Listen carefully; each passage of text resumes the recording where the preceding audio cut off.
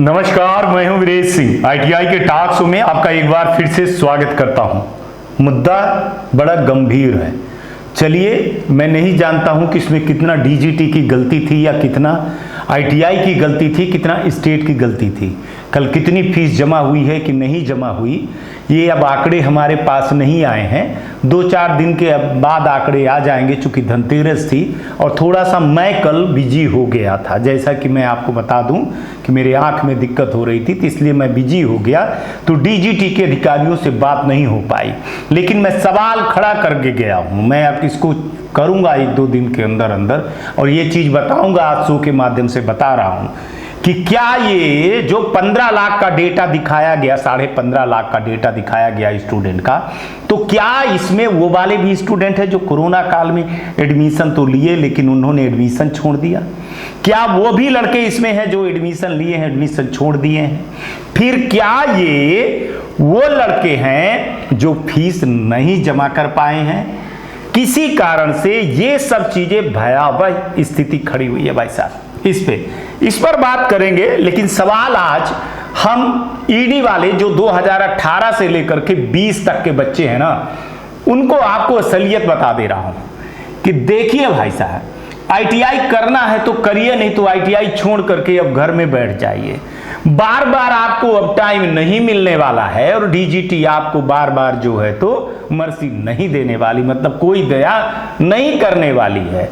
क्योंकि ईडी का जो है तो पेपर जो पुरानी पद्धति से ऑफलाइन चलते आ रहा है, उस पर डीजीटी बहुत ज्यादा उलझ गई है। इसलिए डीजीटी चाहती है कि ईडी के पेपर से जो है तो बाहर निकलना जाए। तो इसलिए लड़कों को बोल रहा हूं कि जिनका ईडी का पेपर है, खास तौर से ईडी वाले जो लड़के हैं, जो बचे हुए लड़के हैं, भगवान जाने कितने लड़के बचे। मैं तो डेटा दिखाया था कि लगभग 2.5 लाख के लगभग लड़के ऐसे हैं जिनको डीजीटी ने ये बोला था कि अब भैया आप अपना करवा लीजिए, दिसंबर तक करवा लीजिए, सब कुछ करवा करके, और 1 तारीख से जो है तो जो वो सप्लीमेंट्री वाले सेमेस्टर वाले लड़कों के लिए बोला था, उसमें कितना लड़के करके आगे निकल जाएंगे भगवान मालिक है। लेकिन जो 2018 से लेकर के 20 तक लड़के हैं जिनका 1 दिसंबर से पेपर होने वाला है, उन लड़कों के लिए बोल रहा हूं कि करो या मरो। इस बार आपको ईडी का पेपर और प्रैक्टिकल का पेपर और सीबीटी का पेपर तीनों आपको निकालना पड़ेगा, और तीनों को निकाल करके आपको आगे बढ़ना पड़ेगा। बढ़ना या नासूर बन जाएगा, लाइलाज बन जाएगा। जैसे सेमेस्टर वाले लड़के भोग रहे हैं, वैसे आप लोग भी भोगिएगा। फिर ना कहिएगा हर बार जो है तो डीजीटी पे दोषारोपण करना या आईटीआई पे करना, ये अच्छी बात नहीं है। स्टूडेंट से मैं बार बार बोल रहा हूं कि ईडी के लिए अपने पुराने की आईटीआई पे चले जाइए, वहां फीस जमा करिए। जो मार साहब है उनसे आप पढ़ लीजिए। यूट्यूबरों गुरु घंटालों के बीच में जाकर के मत पढ़िए। अगर आप यही यूट्यूब से पढ़ाई कर रहे थे तो अभी तक आपका पेपर क्यों नहीं निकला? बड़ा सवाल मैं आपके ऊपर खड़ा करता हूं। कितने सारे यूट्यूबर थे, इतनी सारी पीडीएफ पढ़ाई करने के बाद भी आपका ईडी का पेपर क्यों नहीं निकल रहा है? इसका जवाब क्या है? आप या बाकी कोई लोग दे सकते हैं या नहीं दे सकते हैं? हम तो जो कहते हैं मुंह पर कहते हैं, सीधे कहते हैं। मेरी बात बुरा लगती है साहब तो लग जाए, लेकिन हकीकत यही है। इसलिए बोल रहा हूं कि ईडी के पेपर को निम्मी के किताब से पढ़िए, और अगर सरकारी आईटीआई के इंस्ट्रक्टर मिल जाए तो उससे जाकर के ट्यूशन पढ़ लीजिए। नोट वोट दे दे तो कुछ नोट को रख करके देख लीजिए। अगर आप चाहते हैं कि आपकी आईटीआई कंप्लीट हो जाए तो इस बार आपको अपनी आईटीआई को कंप्लीट करना पड़ेगा और ईडी का पेपर निकालना पड़ेगा। प्रैक्टिकल के लिए तो कहीं ना कहीं आप जिम्मेदार हैं। आईटीआई वाले को फीस नहीं भरे, आपने बोला कि मैं प्रैक्टिकल के एग्जाम तक में फीस दे दूंगा। हाँ, आपने ऐसे ही बोला है, कई लड़कों ने ऐसे बोला है। हमको आईटीआई वालों ने दिखाया है, लेटर भी दिखाया है, जिसमें आप लोगों ने लिख करके भी दिया है कि प्रैक्टिकल के एग्जाम के पहले पहले या रिजल्ट के पहले पहले हम पैसा दे देंगे। लेकिन आज की डेट तक आप लोग फीस जमा करने नहीं आए। अच्छी बात ये नहीं। अगर आप कुछ वादा करते हैं तो करिए। एक चीज और बता दो कि यहाँ एक दिक्कत भी ये भी खड़ी हो रही है कि आपने फिर ऐसे एडमिशन क्यों लिया? एडमिशन लेते समय आईटीआई वाले ने कुछ भी बोला। देखिए, आईटीआई वाला मेन नहीं, जो इंस्ट्रक्टर होते हैं ना, उनको सीट भरनी रहती है तो वो कुछ भी आपसे कमेंट कर लेते हैं कि बाबू तब पैसा दे देना, तब पैसा दे देना। और एक बार जब आप जाल में फंस जाते हो तो फिर आपको निचोड़ने लगते हैं और आप कहने के लिए फिर कुछ भी नहीं बचा। महाराष्ट्र के कई लड़कों ने कहा सर कि एडमिशन के पहले तो बड़ी बड़ी बातें हुई थी, अब जो है तो ये हालत हो रही है। ठीक है ना, तो ये होता है, अगर आपके पास सबूत नहीं है, आपके पास कुछ चीज़ें हैं नहीं, तो फिर ऐसी ही चीज़ें होती है। आईटीआई वाला का तो देखिए मैं दोष नहीं दूंगा, कब तक दोष नहीं दूंगा, जब तक उसकी आप ट्यूशन फीस नहीं जमा करेंगे।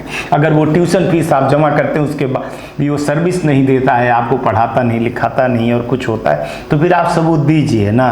मैं उस आईटीआई को दिखाऊंगा और डीएफिलिएशन में ले जाऊंगा, जैसे मैं लेते आया हूं। अभी कई लोगों का डीएफिलिएट हो गई है, जिसको जिसको मैंने दिखाया है।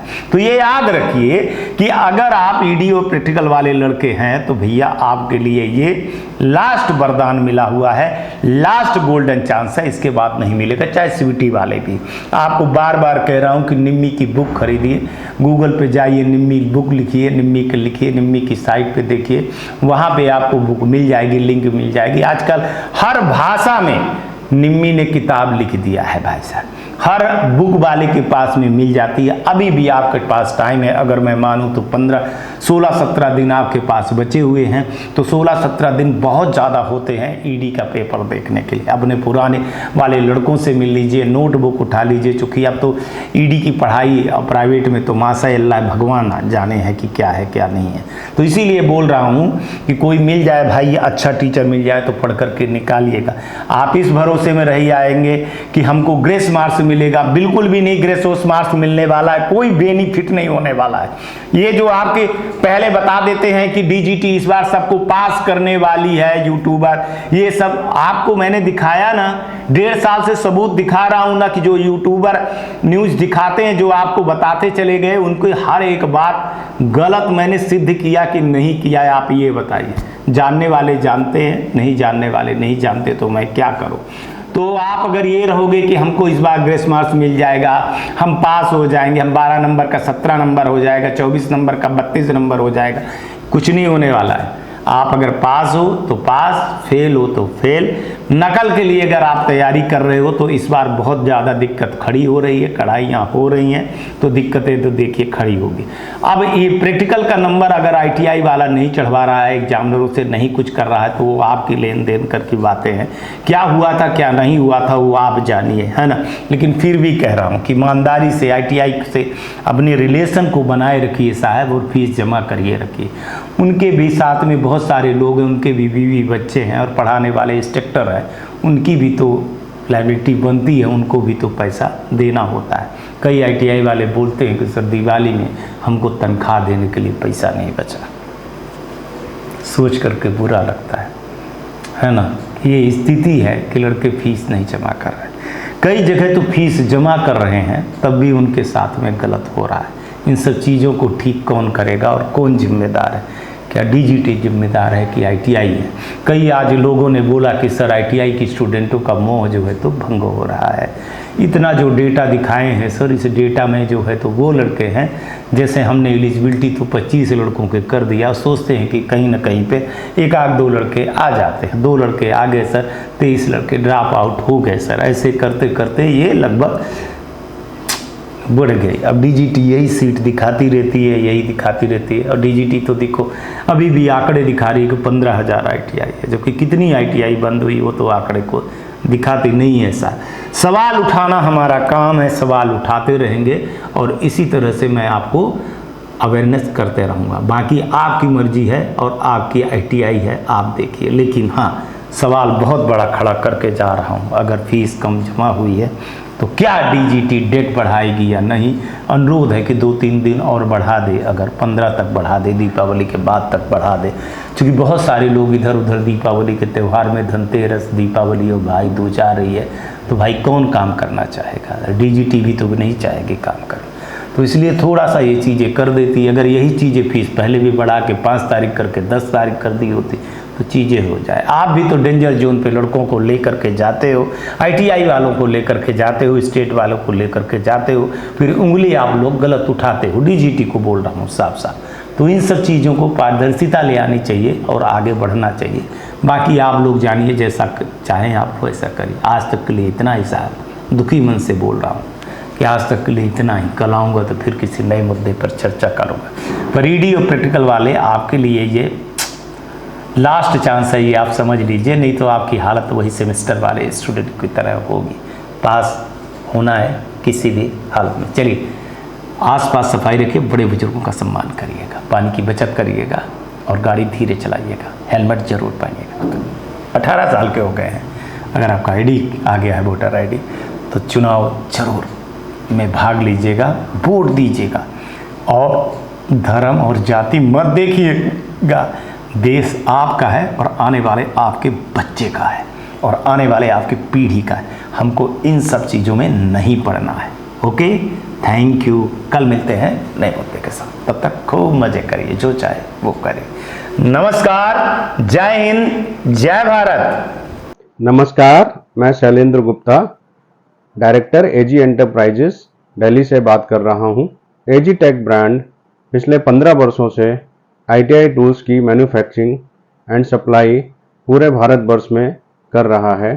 पूरे भारतवर्ष में किसी भी स्टेट में एनसीबीटी, एससीबीटी आईटीआई खोलने के लिए संपर्क करें। अधिक जानकारी के लिए नीचे दिए गए नंबर पर संपर्क करें। धन्यवाद।